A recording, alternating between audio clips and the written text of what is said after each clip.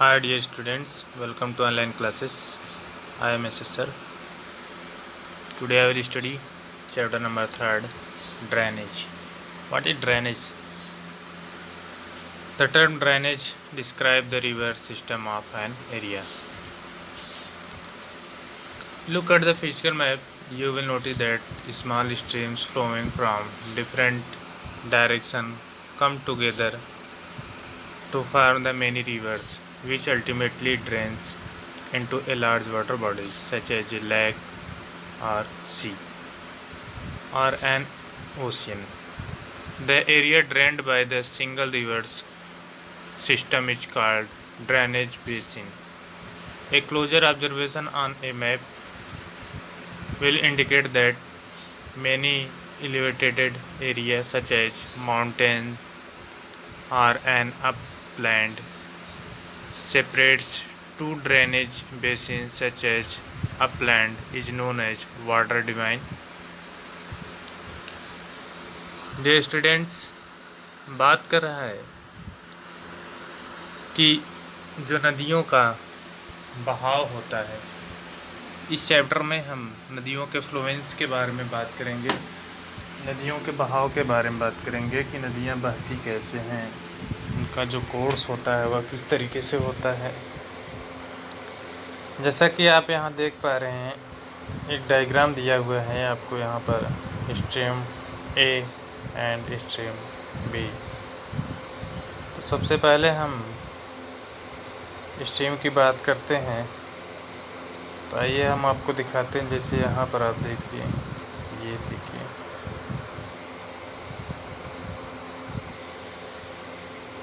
आप इसको जूम करके देखेंगे यहाँ, तब आपको सब थोड़ा सा स्पष्ट होगा, क्लियर। हम स्ट्रीम 1 की बात करते हैं या स्ट्रीम ए की बात करते हैं। तो हमने आपको बताया कि कह रहा है कि ज़मीन का वह भाग या माउंटेन्स का वह रेंज जो क्या करता है, इसको दो भागों में डिवाइड कर देता है। जैसे कि एक तरफ आप यहाँ देख रहे हैं, ये देखिए, ये वाला पूरा क्षेत्र, और दूसरा जो है आपका ये वाला क्षेत्र। ये हमने बताया कि स्ट्रीम ए है, स्ट्रीम बी है, और यहाँ पर वाटर डिवाइड किया जा रहा है। यानी कि ये बीच वाला जो भाग है, ये उभरा हुआ आपको दिखाई दे रहा है, ये हम इसको माउंटेन मान सकते हैं या किसी मिट्टी का बहुत बड़ा टीला हो सकता है। अब सबसे पहले हम बात करते हैं, आप जैसे यहाँ पर देख सकते हैं इस डायग्राम में, यहाँ पर आपको दिखाई दे रहा होगा। तो आप यहाँ देखिए, एक मुख्य धारा जो है आपकी, वह फ्लो करते हुए आपको दिखाई दे रही होगी। जैसे आप यहाँ से यहाँ देख सकते हैं, ये देखिए। बाकी जो है इसकी बहुत सारी सहायक नदियाँ हैं जो क्या करती हैं, इसमें आके मीट कर जाती हैं। तो एक सिस्टम बन जाता है जिसको हम ड्रेनेज का नाम देते हैं। जैसे कि आपने देखा होगा अपने आसपास या हम अपने घरों के आसपास देखते हैं कि जो हमारे घर का जो पानी होता है, जो अलग अलग बेसिन में हम रूम में या अलग अलग स्थानों पर इस्तेमाल करते हैं, और फिर वह पानी होते हुए एक मेन ड्रेनेज सिस्टम से होते हुए नाले में जाके मिल जाता है। फिर वो नाले का जो पानी होता है बड़े नाले में जाके मिलता है, और उस बड़े नाले का पानी जो होता है वह धीरे धीरे जाकर आपके किसी नदी में जाके मिल जाता है, मीट कर जाता है। इसके बाद नदियों का पानी जो होता है वह फ्लो करते हुए फिर वह कहाँ पर पहुँच जाता है, आपके ओशियन में। तो इस तरीके से एक जाल जो बनता है, सिस्टम बनता है, उसी को हम ड्रेनेज का नाम देते हैं। और सेम चीज़ यहाँ पर भी है आपको कि ये क्या करता है। जैसे आप देखिए, यहाँ पर आपको दिखाई दे रहा होगा इस डायग्राम में, आप देख सकते हैं, यहाँ आपको मैं दिखा रहा हूँ थोड़ा सा, ये देखिए, जैसे लिखा हुआ है stream A and stream B. तो स्ट्रीम ए की बात कर रहा है तो फिगर नंबर आपको यहाँ पर दिया हुआ वाटर डिवाइन के रूप में। देखिए आप, एक तरफ जहाँ पर हाई लैंड है, जहाँ वाटर डिवाइन लिखा हुआ है, वहाँ से आप देखिए, एक तरफ नदी आपका स्ट्रीम ए में बन जा रही है, दूसरी तरफ स्ट्रीम बी में डिवाइड हो जा रही है। इस तरीके से हम कह सकते हैं कि ये जो सिस्टम होता है हमारा, ये उसको हम नदियों का जो फीचर होता है उसको हम अगर कह सकते हैं तो वह डायरेक्टली जो डिपेंड है वह हमारे लैंड के रिलीफ फीचर पर, जो हमारे धरातल की कैसी बनावट है उस बनावट के आधार पर ही क्या होता है, नदियों का डिवाइडेशन होता है। हम कह सकते हैं कि आपको पता होगा वाटर हमेशा high land to low land की तरफ मूव करता है। तो इस तरीके से जो हमारा ड्रेनेज सिस्टम है, हमारे इंडियन का जो ड्रेनेज सिस्टम है, उसको दो भागों में डिवाइड किया गया है। The drainage system of India are mainly controlled by the broad relief feature of the sub continents. Accordingly, the Indian rivers are divided into two major groups. बात कर रहा है कि इसके फीचर, इसकी बनावट के आधार पर हमारे भारतीय नदियों को दो भागों में बांटा गया है, the Himalaya reverse and the peninsular reverse. अब हम बात करते हैं आपको हिमालय रिवर्स और पेनिनसुलर रिवर्स है क्या। तो सबसे पहले हमने आपको बताया कि जो हमारा हिमालय रिवर्स है वह आपको यहाँ पर हम एक डायग्राम के माध्यम से दिखाना चाहते हैं। आप जैसे कि इस डायग्राम में देख लीजिए, यहाँ पर ये आपको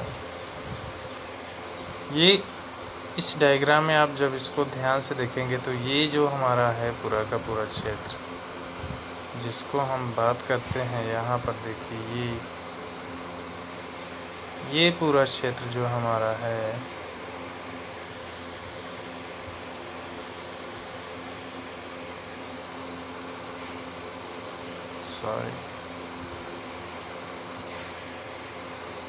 तो हमने बात की आपको यहाँ पर कि ये जो हमारा देखिए यहाँ पर आपको दिखाई दे रहा होगा, ये पूरा क्षेत्र ये हमारा हिमालय रिवर्स के नाम से जाना जाता है। तो हमने बताया कि भारतीय नदियों को दो भागों में बांटा गया है, एक तो जो हमारा है हिमालय रिवर्स और दूसरा जो है वह हमारा पेनिनसुलर रिवर्स। तो सबसे पहले हम हिमालय रिवर्स की बात कर लेते हैं। आइए आपको बताते हैं कि देखिए जैसे यहाँ पर ये इंडस रिवर्स लिखा हुआ है, आपको दिखाई दे रहा होगा। ये देखिए ये आपको यहाँ पर इस तरीके से दिख रहा है, ये इंडस रिवर्स आपको दिखाई दे रहा है। और ये आपका मानसरोवर का क्षेत्र है, ये है हमारा मानसरोवर। और हम बात करते हैं, अब आइए आपको दिखाते हैं, यहाँ पर ये देखिए ये हमारा मानसरोवर का क्षेत्र है, जहाँ से एक इंडस नदी जिसको हम सिंधु नदी का नाम देते हैं और दूसरा जो हमारा है वह आपके ब्रह्मपुत्र नदी जो हमारे चाइना से होते हुए,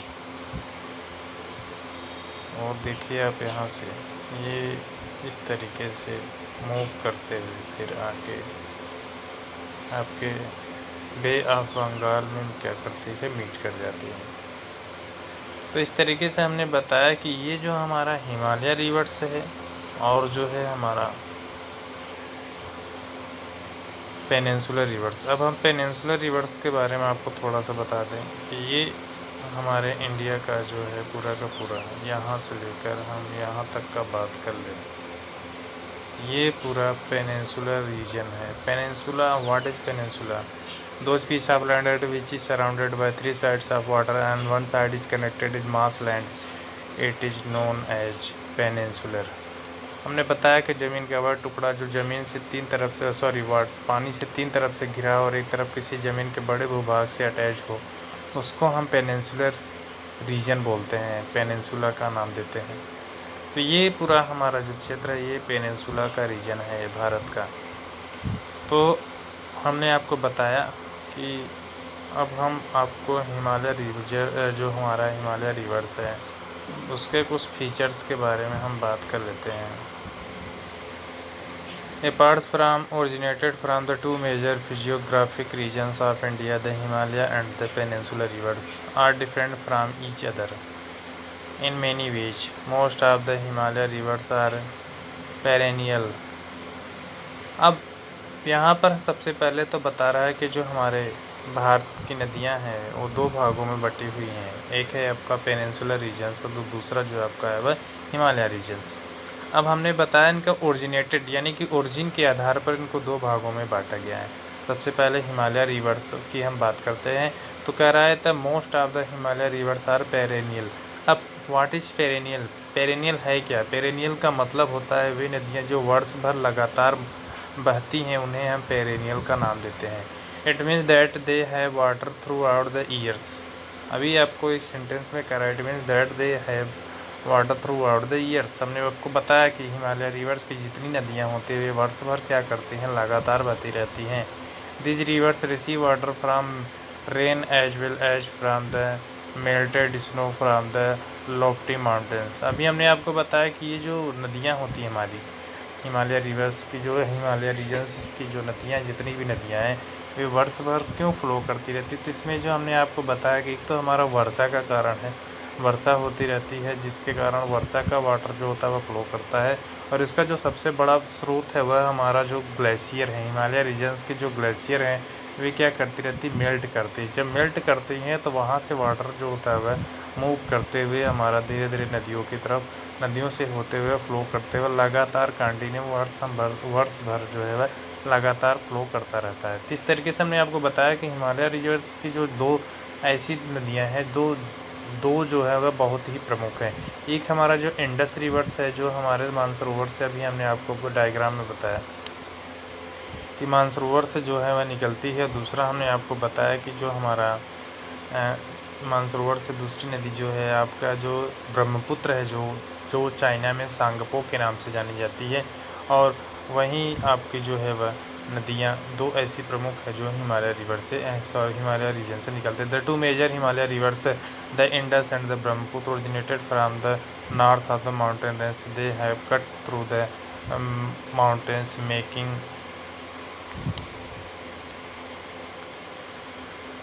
making gorges. The Himalaya rivers have long course from their source of the sea. हमने बताया एक गार्ग होता क्या, जो कचड़े होते हैं ना, जिसको हमने आपको बताया कि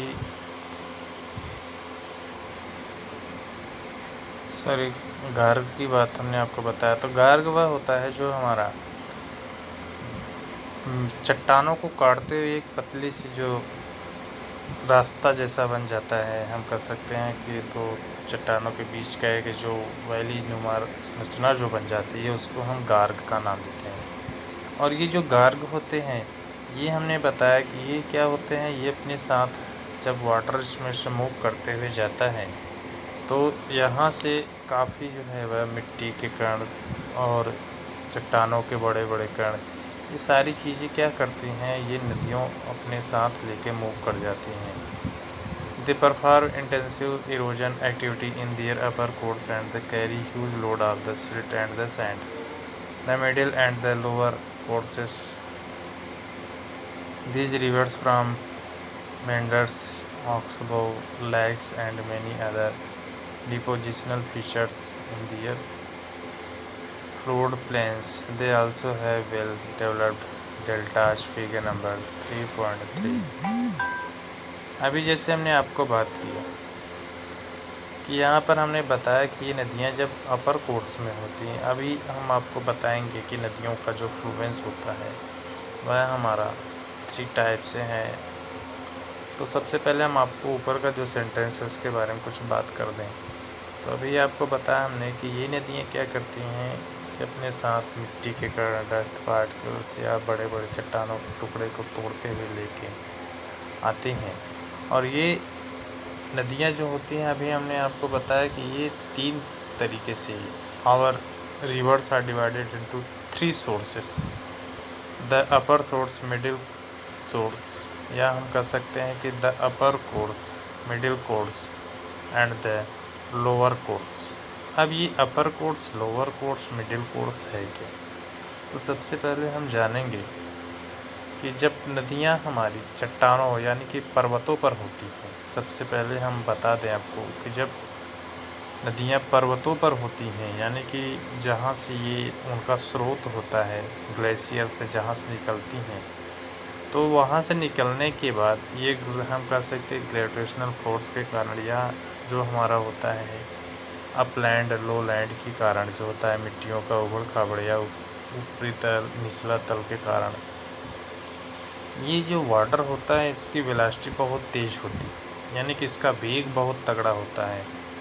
और ये जैसे आपको यहाँ पर हम आपको इस डायग्राम से यहाँ से ये इसकी बात करते हैं। इसमें हमने आपको बताया कि आप देखिए ये नदी का एक ही, और ये यहाँ पर जब नदियाँ होती हैं तो सिर्फ एक ही धारा में होती हैं, वहाँ पर उनका डिवाइडेशन नहीं होता है। और सहायक नदियाँ बहुत ही कम पाई जाती हैं जब वे चट्टानों पर होती हैं या पर्वतों पर होती हैं। इसके बाद अभी हमने आपको बताया कि ये जो हमारा अपर कोर्स है, आप यहाँ से देख सकते हैं कि ये जो डायग्राम है आपका ये वाला अपर कोर्स का, तो आप यहाँ देख रहे हैं कि नदियाँ जो है बहुत ही पतली है, नदी का जो फैलाव है बहुत ही कम है। लेकिन फैलाव कम होने के कारण, जगह कम होने के कारण इनका जो स्पीड होता है वो काफ़ी तगड़ा हो जाता है, बढ़ जाता है। और ये अपने साथ चट्टान के बहुत बड़े बड़े टुकड़े को भी क्या करती हैं, लेके मूव कर देती हैं। यानी कि हम कह सकते हैं कि ये upper course to lower course की तरफ क्या करती हैं, मूव कर जाती हैं। जब ये आती हैं, अभी हमने बताया कि जब नदी हमारा अपर कोर्स से मिडिल कोर्स की तरफ आती है, मिडिल कोर्स में क्या होता है कि नदियाँ जो होती है वह धीरे धीरे उनकी वेलोसिटी जब कम होने लगती है, या हम कह सकते हैं कि जब ये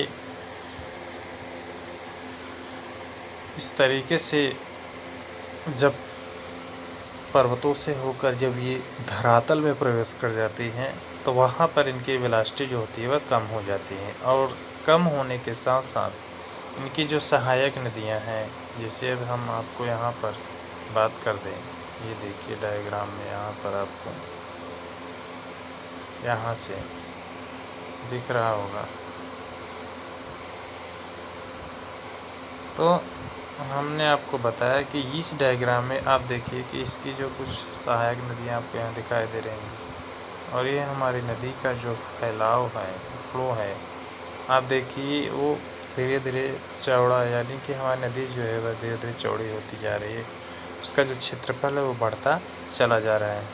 और जैसे जैसे क्षेत्रफल बढ़ता जाता है, इसमें की जो सहायक नदियाँ होती हैं जब वो बढ़ती जाती हैं, तो ये जो हमारे वाटर जो होता है, यानी हमारे जो नदी का जो जल होता है वो काफ़ी लोडेड होता जाता है। उसका जो, यानी कि उसमें जो डस्ट पार्टिकल्स होते हैं या अन्य जो चीज़ें होती हैं वो उसको क्या करती हैं, धीरे धीरे डिपॉजिट करते हुए, जमते हुए धीरे धीरे भारी हो जाती हैं।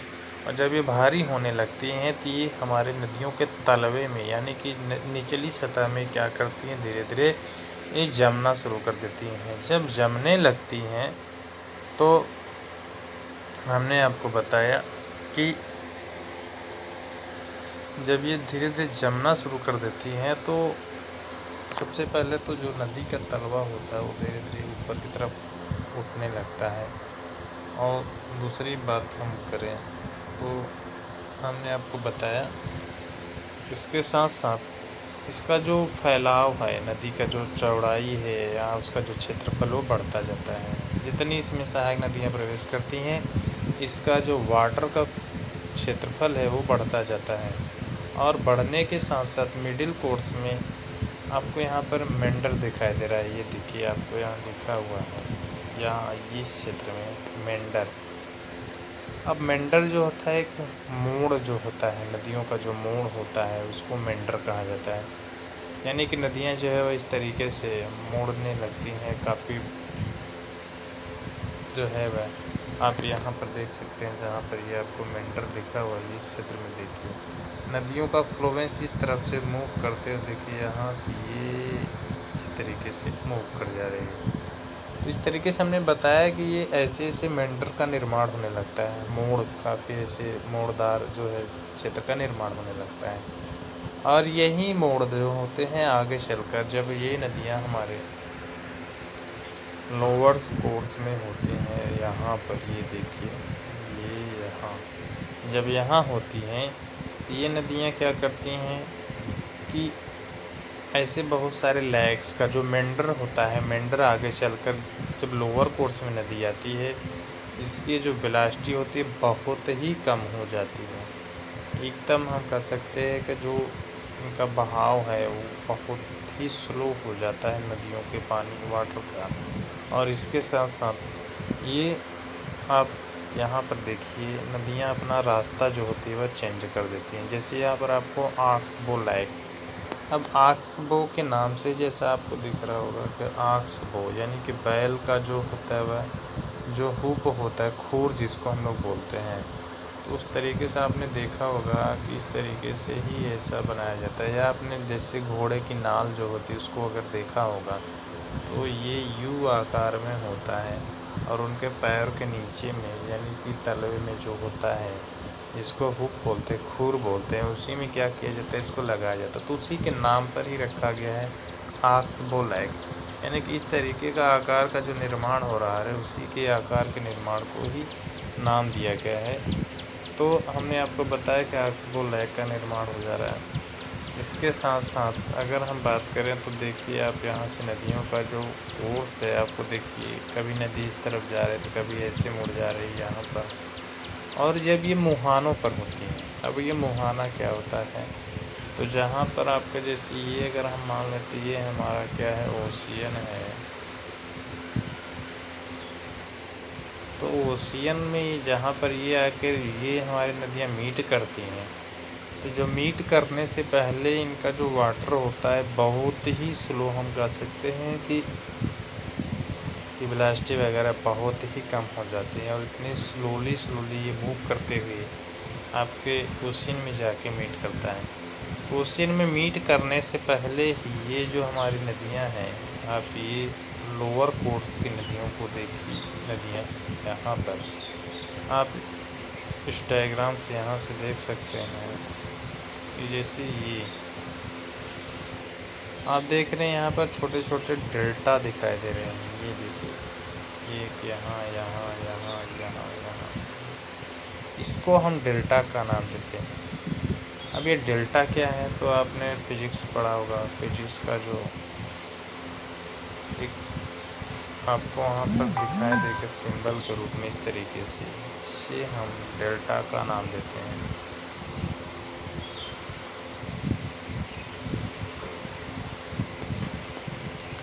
तो उसी के नाम पर ही इसका नाम रखा गया है, ये डेल्टा। तो अब ये ऐसा कैसे हुआ, तो हम आपको बता दें कि जब नदियाँ हमारी इस तरीके से आती हैं यहाँ से फ्लो कर, जब ये स्पीड इनकी कम हो जाती है तो मिट्टी का जो कण होता है वो यहाँ इस डेल्टा में आकर यानी कि बीच में आके जम जाता है। और जमने के कारण ही क्या होता है कि नदियाँ हमारी ये दो स्ट्रीम में डिवाइड हो जाती है, एक धारा इधर और दूसरी धारा इस तरफ से।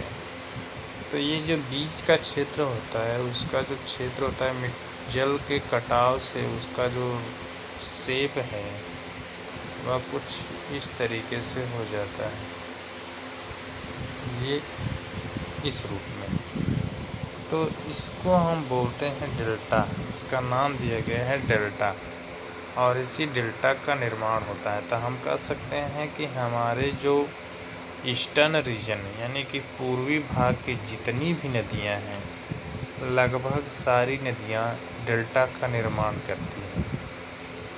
उसका रीज़न है कि ये इनका जो क्षेत्र होता है इतना लंबा है, हिमालय रीजन से मूव करते करते करते करते ये पता नहीं कितने मतलब हम कह सकते हैं कि कई राज्यों को वह जोड़ते हुए क्या करती हैं कि जब ये आती हैं हमारी यहाँ पहुँचती हैं ओशियन में, तब तक ये अपने साथ इतने ढेर सारे कचड़े वगैरह जो है, कंकड़, धूल, मिट्टी, तो बहुत सारी चीज़ें लेके साथ में आते हैं। और जब ये लेके आती हैं तो धीरे धीरे धीरे धीरे भारी हो जाती है नदियाँ का जो जल होता है वो भारी हो जाता है। और हमने आपको बताया कि ये नदियाँ जब लोअर कोर्स में आती हैं तो सबसे ज़्यादा वहीं पर मिट्टियों का जमाव होता है। जैसा इसी का एक उदाहरण आपने देखा होगा, जो हमारी बंगाल की जो बिहार की जो कोसी नदी है, जिसे हम बिहार का शोक का नाम देते हैं, उसमें यही रीजन है कि उसका जो नदी का जो तलवा होता है, ये निचला वाला भाग होता है, उसमें इतने सारे कचड़े वगैरह सब जम गए हैं, जिसके कारण उसका तलवा जो होता है तली ऊपर की तरफ हो गया है। और वहाँ पर जब वर्षा होती है, यानी कि वर्षा का जब जल उस नदी से फ्लो करते हुए बहता है, पहुँचता है वहाँ, तो वह पूरा का पूरा क्षेत्र को जो होता है वह पूरा बहुत तेज़ी से फैल जाता है और आसपास के जो गांव हैं, क्षेत्र हैं, उनको क्या कर देता है, उसके चपेट में ले लेता है। जिसके कारण हमने आपको बताया कि ये हमारा जो इस तरीके से तो नदियाँ जो हमारी हैं, हमने आपको बताया कि जो इसका कोर्स है उसको 3 भाग में डिवाइड, यानी कि hours rivers are divided into 3 courses: upper course, middle course and lower course. When the rivers are upper course, their velocity are very fast and no any tributaries. When rivers are reached in the middle course, their area volume are increased and their tributaries are connected with the main river streams and the several figures such as meanders and oxbow shaped like structure are formed. When the rivers are come from the lower course, the rivers are change their path. When it's change their path, some new structures are created such as oxbow lakes, and rivers are meet in the oceans. When rivers are meet in ocean, it's form a structures. It is also known as delta.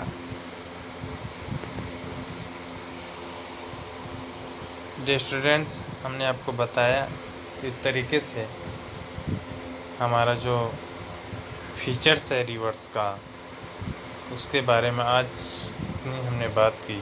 जब हम next video में मिलेंगे तो next part में इसके आगे का जो हमारा चैप्टर है, यानी इसी चैप्टर का जो नेक्स्ट पार्ट है, आगे का जो पार्ट है जो बचा हुआ भी है, उसके बारे में हम चर्चा करेंगे। Thanks all of you.